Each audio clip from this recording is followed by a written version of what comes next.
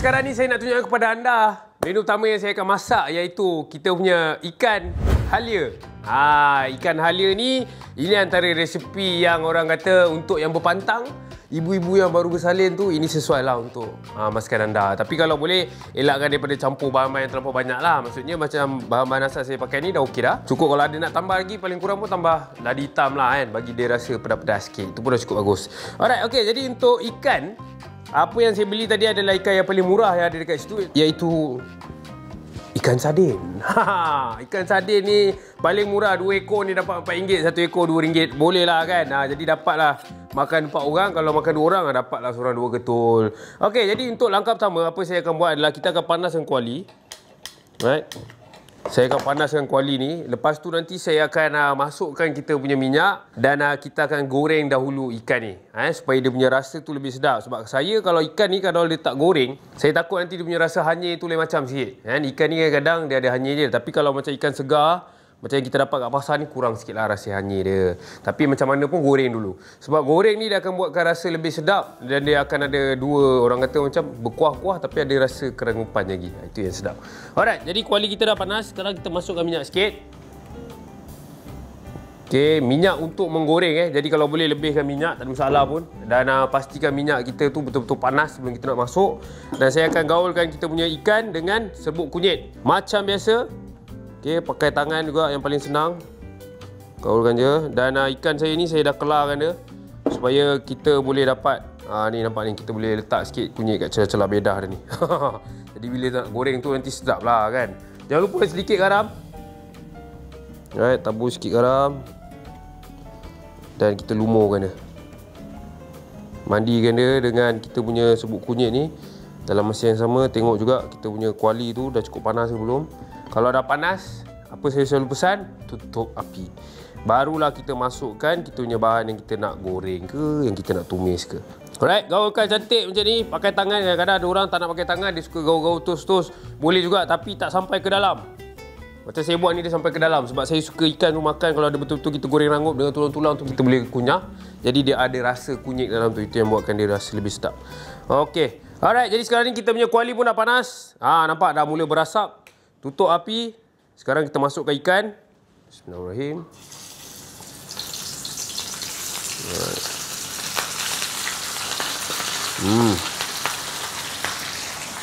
Baiklah, sekarang ni kita dah masukkan ikan dekat dalam kuali ni. Kenapa kita perlukan minyak yang panas? Sebab satu, bila kita goreng dengan minyak yang panas, kita punya ikan ni akan dapat crispy. Dia akan rangup betul-betul dekat luar dan dia akan lembut dekat dalam. Dan yang kedua, dia akan buatkan ikan kita ni tak melekat sangat dekat kuali kita. Kadang-kadang kalau orang masukkan terus dalam minyak yang belum cukup panas, dia masukkan, boleh. Tapi nanti ikan tu masak tak cantik. Lepas tu ikan tu nanti berminyak. Dia mula meresap minyak. Jadi kita makan tu terlampau berminyak sangat lah.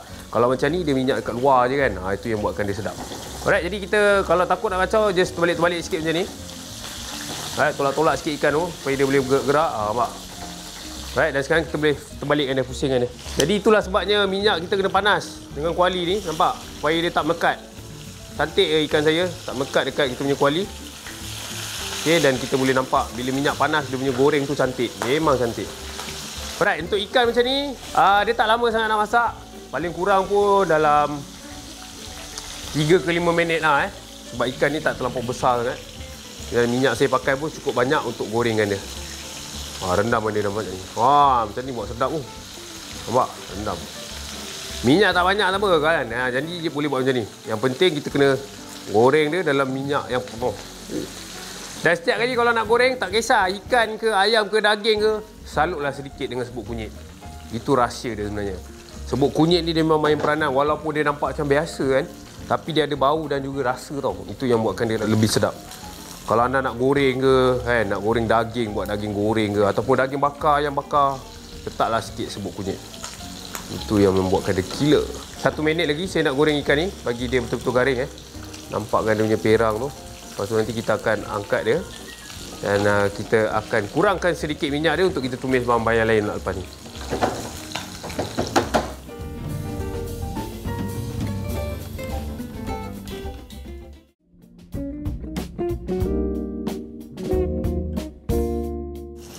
Sedap ke?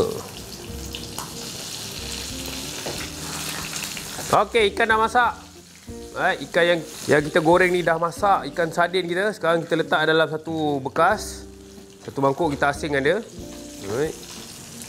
Dan minyak kita ni kita boleh tutup. Kebiasaannya minyak goreng ikan ni, kalau boleh, kalau anda rasa macam nak goreng kari pap ke apa lepas tu, janganlah campurkan.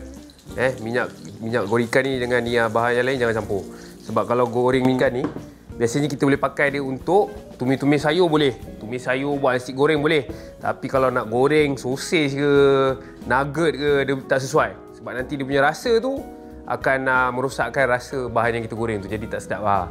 Kalau untuk pakai minyak ayam goreng boleh pakai, tak apa. Tapi sebab ikan dia lain sikit.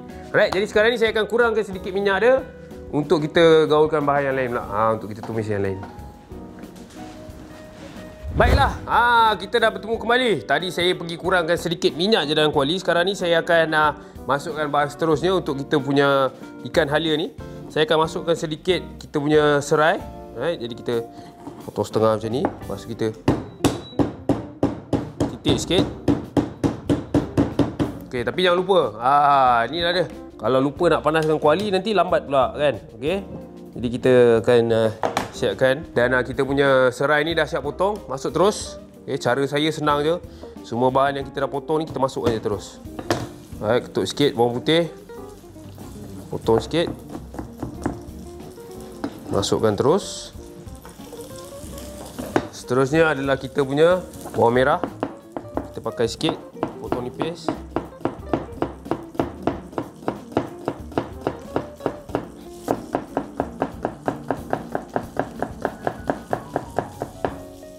Cantik. Masukkan terus. Senang je sebenarnya. Masukkan semuanya sekali kat dalam kuali. Maksudnya kita masakkan sekali semua. Sekali jalan. Gorengkan semua sekali jalan. Jadi yang menariknya bila kita pakai macam ni, dia punya rasa ikan tu kuat. Sebab kita pakai minyak ikan yang sama.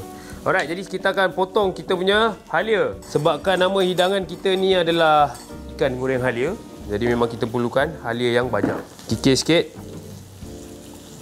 Ni kita pakai lebih kurang dalam 3 inci lah saya pakai ni. Biar lebih jangan kurang sebab kita memang nak bagi rasa dia betul-betul kuat. Halia ni bagus kalau untuk orang yang ada masalah angin dalam badan. Kalau nak buang angin, nak kentut. Makanlah halia banyak-banyak. Kalau tak pun, buat air halia. Kalau tak nak buat, order kat mamak, teh halia. Itu antara minuman kegemaran ayah saya. Dia suka minum teh halia. Kadang dia punya rasa tu kan. Pija betul rasa dia, rasa pedas. Alright, jadi kulit halia dah buang. Okay, jangan lupa tengok kuali kita juga. Kita dekat dalam ni ada serai, ada bawang putih dan juga sedikit bawang merah. Okay, jadi untuk kita punya halia ni, saya nak potong je nipis. Potong nipis, jadi kita bagi setengah. Cantik je, potong nipis je ni. Masuk dalam kuali. Sama juga dengan ni, potong nipis.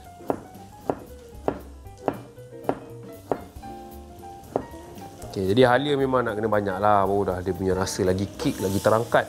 Dan resipi saya ni seakan-akan macam Chinese punya cuisine. Sebab kalau Chinese dia memang suka makan halia yang banyak. Dia suka letak hidangan dia kalau boleh banyak halia, banyak daun bawang, banyak koriander, lebih kurang macam tu lah. Ini salah satu menu dia. Dia lebihkan halia tu yang buatkan dia rasa dan juga bau lebih sedap. Biasanya orang buat macam ni kadang-kadang orang ingat macam, oi banyaknya halia ni untuk sup kan. Biasanya orang tumis halia sikit apa semua untuk sup pun boleh juga sebenarnya, tak ada masalah. Tapi kalau nak jadikan satu hidangan masakan yang macam saya nak buat ni pun boleh. Alright, seterusnya saya akan masukkan kita punya cili merah. Potong sikit. Saya rasa pakai satu cukup lah kan. Satu tangkai cili merah cukup. Alright, masukkan terus. Dan sekarang kita kacau dia. Bagi dia layu sikit. Bau dia saya suka. Bau halia ni dengan kita punya serai, bawang putih ni, dia punya bau tu yang buatkan dia rasa lebih sedap. Saya suka dia punya aroma tu kan. Daripada sini Bau je kita dah boleh tahu dah, kita boleh gantikan. Ataupun kita nak masukkan air, boleh jadi terus sup. Kalau kita rasa macam nak masukkan daging, kita boleh masukkan daging. Kalau nak buat daging kunyit, goreng siap-siap masuk terus, boleh, kita boleh gaulkan. Jadi itulah, kadang-kadang masak ni dia kena, bila ada minat kan, dia akan mula jadi kreatif. Maksudnya daripada satu resipi, kita boleh tukar ke pelbagai jenis hidangan. Okey, jadi ini pun dah cukup garing. Sedang elok macam yang mana saya nak. Sekarang saya akan masukkan sedikit air. Sebab kita akan masukkan kicap juga nanti. Jadi air ni saya masukkan sedikit syarat je. Sebab kita tak nak terlampau kering. Dan masukkan kita punya kicap. Kacau sikit. Okey, kita masukkan ikan. Bila dah masuk ikan ni, kita gaulkan dia. Lumurkan dia sebati. Bila dia ada kuah-kuah lembab-lembab sikit, jadi senang kita nak gaulkan dia. Alright, dan biasanya kalau saya ada kuah-kuah sikit ni cantik, bila kita dah gaulkan dia dah nampak sebati macam ni. Dan kita biarkan dia kering sedikit atas api. Biarkan dia mendidih sampai dia kering sikit. Alright, sementara nak tunggu tu, jangan lupa kita punya daun kemagi yang kita beli tadi. Sebab saya minta kat abang selasih dia bang. Tak ada, dia kata kemagi dia. Kemagi pun kemagi bang. Kalau saya jenis saya masak, kalau tak ada masalah. Yang penting kita boleh gantikan dia dengan bahan yang lain. Janganlah pula tak ada terus macam, oh tak jadilah nak masak. Jangan macam tu. Right, jadi kita ambil sikit. Lebih kurang dalam 3 tangkai. Tapi sedap lah pula, 3 kan. Masuk lebih lah, masuk 4 lah. Okey, dan kita masukkan terus dalam kuali. Kita bagi dia layu.